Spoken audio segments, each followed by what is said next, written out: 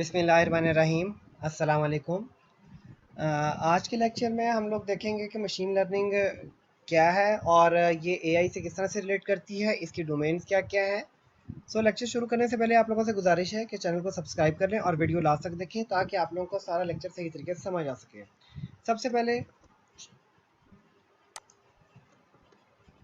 Agenda में देख लेते हैं कि एजेंडा में हमारे पास क्या क्या है। सबसे पहले इंट्रोडक्शन है आज, उसके बाद बेसिक्स हम लोग डिस्कस करेंगे, उसके बाद क्लासिफिकेशन, क्लस्टरिंग और रिग्रेशन, और आखिर में यूज़ केसेस को भी देखेंगे। सबसे पहले शुरू करते हैं कि ये बेसिकली है क्या।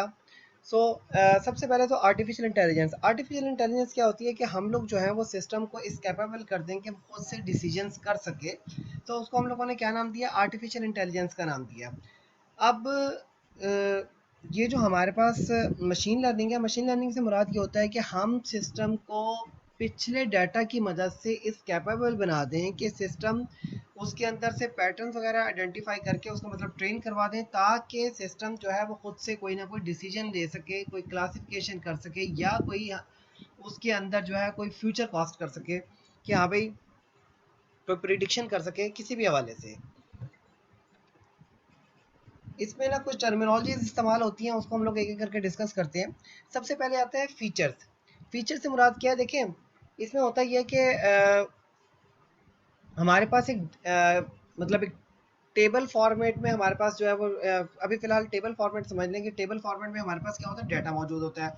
उसके ऊपर मतलब कॉलम्स के हेडर्स होते हैं और नीचे जो है वो सारा का सारा बल्क ऑफ डाटा होता है, जिसे हम लोग बिग डाटा भी शुमार कर रहे होते हैं। अब उस डाटा की बेस के ऊपर, एनालिसिस के ऊपर जो है वो कोई ना कोई फ्यूचर कास्ट करना, कोई क्लस्टरिंग करना, कुछ भी और प्रॉब्लम्स मतलब आइडेंटिफाई करना, कोई पैटर्न आइडेंटिफाई करना, कोई रिकॉग्नाइज करना। अब उसके ऊपर कुछ ना कुछ टर्मिनोलॉजीज होती हैं यहाँ पर। सबसे पहले है फीचर्स। जितने भी उस टेबल के हेडर हैं जो हमें गिवन, मतलब एक टेबल है जिसके ऊपर हमने कोई एनालिसिस परफॉर्म करना है या उसकी मदद से उसके अंदर कोई पैटर्न आइडेंटिफाई करना है, तो उसके ऊपर जितने भी कॉलम्स होंगे वो सारे के सारे क्या हो जाएंगे? फीचर्स हो जाएंगे। अच्छा, उसके बाद सैंपल्स। सैंपल से मुराद ये होता है कि लेट्स सपोज हम लोगों ने ये आइडेंटिफाई करना है कि जी जितने भी स्मोकर्स हैं क्या वो उनको डायबिटीज़ है कि नहीं है। तो हम लोग काम ये करेंगे कि पूरी जो पॉपुलेशन है पाकिस्तान की उसमें से कुछ सैंपल्स इकट्ठा करेंगे, वो लोग इकट्ठा करेंगे जो स्मोकर्स हैं, लेकिन सारे नहीं। लेट्स सपोज अगर पूरे के पूरे स्मोकर्स पाकिस्तान के अंदर 2 लाख हैं तो हम लोग 2 लाख की पूरी स्टडी तो नहीं कर सकते। हम लोग काम ये करेंगे कि सैंपल के तौर पे 1000 या 2000 जो है वो पर्सनस लेंगे जो स्मोकर्स हैं और उनकी हेल्थ जो है वो कॉन्शियस चेक करेंगे कि क्या वो डायबिटिक हैं या नहीं है। तो वो जो एक random number of objects collection करना है फॉर एस्टिमेशन या फॉर हम लोगों ने अपने एक्सपेरिमेंट के लिए, उसको हम लोग क्या नाम देंगे? सैंपल का नाम देंगे। अच्छा, उसके बाद फीचर वेक्टर क्या है? फीचर वेक्टर जो है वो हमारे पास जो है वो एक n dimensional vector of numerical features है दैट रिप्रेजेंट्स एन ऑब्जेक्ट। मतलब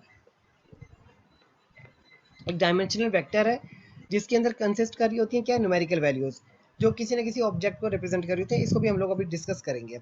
उसके बाद फीचर एक्सट्रैक्शन। फीचर एक्सट्रैक्शन से मुराद ये होता है कि हम लोग जो है वो सबसे पहले एक फीचर वेक्टर को प्रिपेयर करते हैं और उसके अंदर से हम लोग किसी भी फीचर को मतलब निकालने जा रहे होते हैं। इसको भी हम लोग को देखेंगे। इसमें हमारे पास जो है वो कुछ ऐसे फीचर्स होते हैं, मतलब ये कि फीचर से मुराद ये होता है कि फीचर्स तो काफ़ी सारे हैं टेबल के अंदर। अब हम लोग क्या करते हैं? हम लोग काम ये करते हैं कि उसकी में से टारगेट कर लेते हैं कि जो जो फीचर हमारे काम के हैं। अब जाहिर सी बात है कि पूरे के पूरे टेबल के अंदर जो हम लोग पैटर्न निकालने जा रहे हैं उसमें हो सकता है कि सारे के सारे काम के ना हो, तो हम लोग उसमें से सिर्फ वो वाले फीचर्स जो है वो पॉइंट आउट कर लेते हैं जिनके ऊपर हम लोगों ने एक्सपेरिमेंट करना है। सारे फीचर्स को हम लोग नहीं देखते। फीचर से मुराद उन कॉलम्स को मतलब पॉइंट आउट कर लेते हैं, बाकी सारे फीचर्स को हम लोग नहीं देख रहे होते। अच्छा, उसके बाद ट्रेनिंग या इवैल्यूएशन सेट। अब जो भी हमारे पास पूरा का पूरा डाटा होता है उसको हम लोग जो है वो 2 हिस्सों में डिवाइड करते हैं। एक वो हिस्सा है जो हमारे प्रपोज मॉडल को क्या करेगा? ट्रेन करवाएगा। उसको हम लोगों ने क्या नाम दिया? ट्रेनिंग सेट का नाम दिया। अब लेट्स सपोज अगर हमारे पास जो है वो 100 नंबर ऑफ रोज है तो हम लोग काम ये करते हैं कि near about 70% of the data होता है उसको हम लोग कहते हैं कि जी ये ट्रेनिंग करवाएगा हमारे प्रपोज मॉडल की। और उसके बाद जो है अब उस मॉडल को चेक भी करना है कि क्या वो मॉडल सही तरह से एक्ट कर रहा है या नहीं कर रहा। उसके लिए हम लोग क्या करते हैं? कुछ इवैल्यूएशन टूल्स इस्तेमाल करते हैं, कुछ इवैल्यूएशन पैरामीटर्स इस्तेमाल करते हैं, जिस तरह से F1 स्कोर है, प्रिसीजन है, रिकॉल है, एक्यूरेसी उस मेजर कर रहे होते हैं। तो उसके लिए जो है वो हम लोग क्या करते हैं 25% जो डाटा रह गया होता है उसको इस्तेमाल करते हैं, ताकि हम लोगों का जो प्रपोज मॉडल है उसको, उसकी जो वैलिडिटी है वो भी जान सके हम लोग।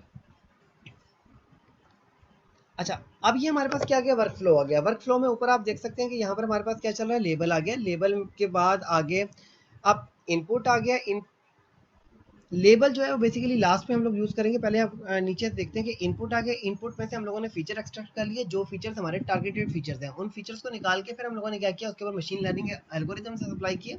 और लेबलिंग से मुराद ये होता है कि डाटा अगर लेबल्ड नहीं है तो हम लोग उसमें लेबलिंग लगा रहे होते हैं, मतलब उसको कोई ना कोई नाम दे रहे होते हैं। अभी हम लोग इसे डिटेल में देखेंगे। नीचे देखें प्रिडिक्शन। प्रिडिक्शन में क्या आ रहा है, हमारे पास इनपुट आ रही है, उसमें से फीचर्स एक्सट्रैक्शन आ रही है। फीचर्स उसमें से हम लोगों ने निकाली है, मतलब जो इनपुट डाटा सेट था हमारे पास, पूरा का पूरा डाटा सेट था, उसमें से हम लोगों ने वो फीचर्स टारगेट कर लिए जो हमारे काम के हैं, या जिस फीचर को हम लोगों ने प्रिडिक्ट करना है।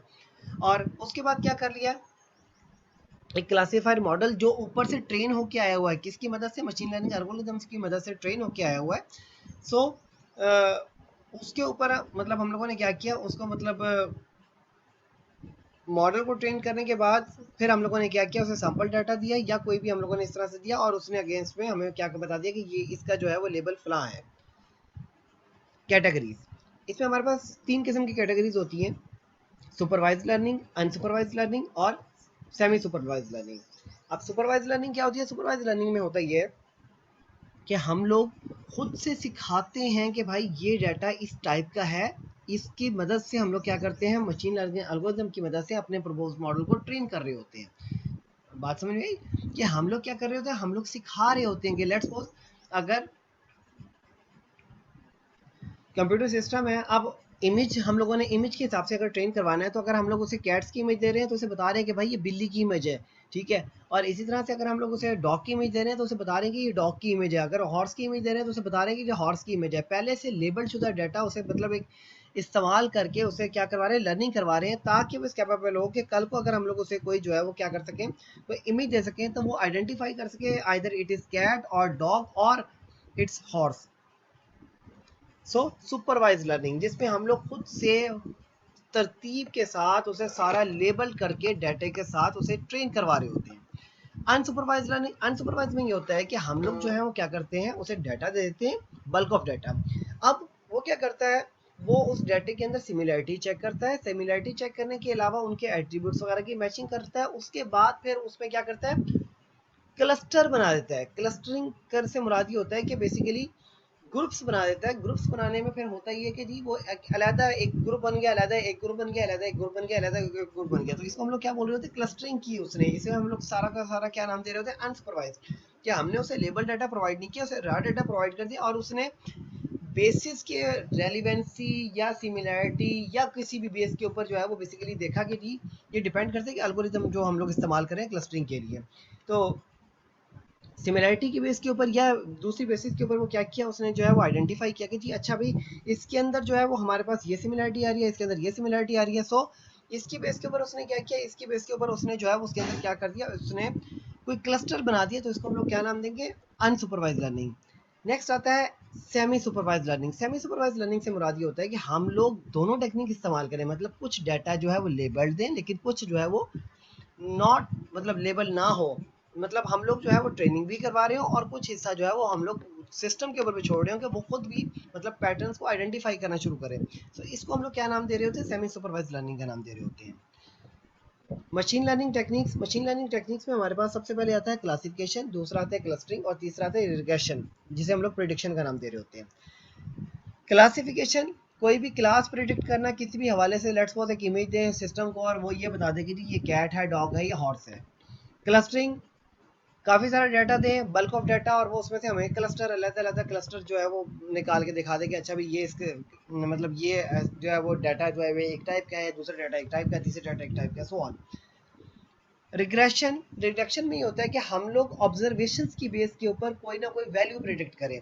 मोस्टली आजकल हम लोग देख रहे होते हैं कि जी कोई भी कंपनी वगैरह कोई भी प्रोडक्ट लॉन्च करने जा रही होती है ना, वो सबसे पहले जो है वो पिछला सारा कस्टमर का रिव्यू चेक करने जा रही होती है कि कस्टमर बेसिकली कर क्या रहा है, पिछले 5 साल का कस्टमर का रिकॉर्ड, हर चीज़। क्लासिफिकेशन, क्लासिफिकेशन में होता ये है कि सबसे पहले तो ये कि सिस्टम को ट्रेन करते हैं लेबल डाटा की मदद से। अब लेबल डाटा की मदद से लेट्स सपोज मैं यहाँ पर एक चीज़ मतलब डिस्कस करता हूँ कि लेट्स सपोज ट्वीट्स का डाटा हमारे पास, अब ट्वीट्स का डाटा लेबल्ड नहीं होता क्योंकि उसमें वो कभी भी कैटेगरी मेंशन नहीं कर रहा होता। मैं ये चाहता हूँ कि ट्वीट्स के डाटा जो है, मतलब मैं एक ट्वीट दूं और सिस्टम ये कैपेबल होगा उसका क्लासिफिकेशन करके बताएगा जी ये जो ट्वीट है ये लेट्स सपोज ये स्पोर्ट्स से ताल्लुक रखती है, ये पॉलिटिक्स से ताल्लुक रखती है। तो काम ये किया कि जो ट्वीट्स का डाटा था उसमें से जो है वो हम लोगों ने क्या किया कि लेबल्ड किया सबसे पहले ट्वीट्स को। ट्वीट्स लेबल करने के बाद उसमें से कीवर्ड्स आइडेंटिफाइड किए, मतलब कीवर्ड्स फाइंड आउट किए। कीवर्ड्स फाइंड आउट करने के बाद अब हर एक डोमेन के अलग अलग कीवर्ड्स मिल गए। अब हर एक डोमेन के जब अलग अलग कीवर्ड्स मिल गए तो उसमें क्या हुआ, उसमें काम ये हुआ कि जैसे ही हम लोग अब ट्वीट देंगे तो वो कीवर्ड्स मैचिंग करेगा। कीवर्ड्स मैच करने के बाद जिस डोमेन के कीवर्ड्स मैक्सिमम मैच करेंगे तो वो ये बता देगा कि ये डोमेन फलाने उससे ताल्लुक रखती है। तो ये हम लोगों ने क्या नाम दिया, क्लासिफिकेशन का नाम दिया। इन अदर वर्ड्स एक इमेज देते हैं सिस्टम को और सिस्टम ये कैपेबल हो कि ये डॉग है, ये हॉर्स है या ये कैट है। So this is known to be as classification. The second one is clustering. Clustering is when we are giving the bulk of the data to the system and it can identify or make clusters in it, then it is known to be as clustering। मतलब ये कि system को हम लोग bulk of data दें, let's suppose shoes की काफ़ी सारी इमेज देते हैं और वो ये आइडेंटिफाई कर ले कि ये बच्चों के जूते हैं, ये वुमेन के जूते हैं और ये मेल के जूते हैं। So basically identification, basically cluster अलग अलग बना दे तो उसको हम लोगों ने क्या नाम दिया, क्लस्टरिंग का नाम दे दिया। के मीन्स हम लोग इस्तेमाल करते हैं क्लस्टरिंग वगैरह के लिए, ये भी हम लोग आगे नेक्स्ट लेक्चर्स में देखेंगे। उसके बाद रिग्रेशन। रिग्रेशन से मुराद क्या होता है, रिग्रेशन से मुराद ये होता है कि एक हमारे पास कंटिन्यू, मतलब हम लोग क्या कर रहे होते हैं, हम लोग जो है कोई वैल्यू प्रिडिक्ट कर रहे होते हैं बेस्ड ऑन द पैटर्न्स। अब उसमें टाइम और कॉस्ट के हवाले से कोई पैरामीटर्स के हिसाब से, मतलब ये भी हम लोग जो है ना कि डिटेल में डिस्कस करेंगे। अभी फिलहाल ध्यान में ये रखेंगे रिग्रेशन प्रॉब्लम्स क्या होते हैं। रिग्रेशन में हम लोग ये कर रहे होते हैं कि प्रिडिक्शन करने जा रहे होते हैं। पॉपुलर जो है वो उसमें क्या है, लॉजिस्टिक रिग्रेशन है। क्लासिफिकेशन और रिग्रेशन में फ़र्क। क्लासिफिकेशन कोई भी एक इमेज दोगे आप और उसके अगेंस्ट में ये बता देगी कि इसकी कैटेगरी कौन सी है, कि ये किस उससे ताल्लुक़ रखती है। रिग्रेशन के मतलब क्या होता है कि आप कोई प्रिडिक्शन करने जा रहे हो उसकी बेस के ऊपर, ठीक है, कोई वैल्यू को प्रिडिक्ट करने जा रहे हो। क्लासिफिकेशन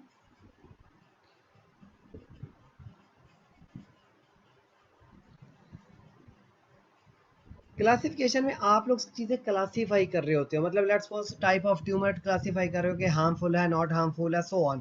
प्रेडिक्ट में क्या है, हाउस की प्राइस प्रेडिक्ट करने जा रहे हो। लेट्स सपोज एक हाउस है, वो मतलब उसके अंदर 2 कमरे हैं, अटैच बाथ है, सो ऑन, किचन है। अब based on the previous data वो क्या करेगा, इस हाउस की कोई ना कोई वैल्यू प्रेडिक्ट करेगा based on the location and based on the construction that are on it. तो ये बेसिकली सिंपल जनरल सा वो हो गया कि classification versus regression real life में कैसे यूजेज हो रही है। सबसे पहले आजकल हम लोग देख रहे हैं कि गूगल का स्पैम फिल्टर बहुत अच्छा चल रहा है। कुछ देखिए, हर एक चीज़ 100% तो नहीं होती, लेकिन ये फिर भी एटलीस्ट वो 97-98% तो एक्यूरेसी दे रहा है जो स्पैम फिल्टर है।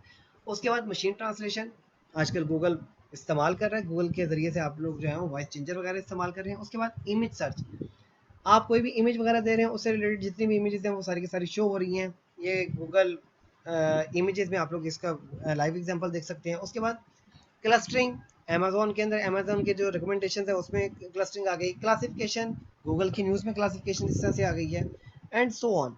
There are numerous applications of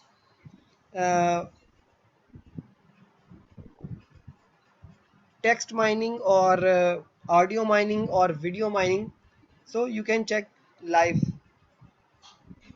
these applications. So this is all about today's lecture. Next lecture तक के लिए मुझे इजाज़त दीजिए। अल्लाह हाफिज़।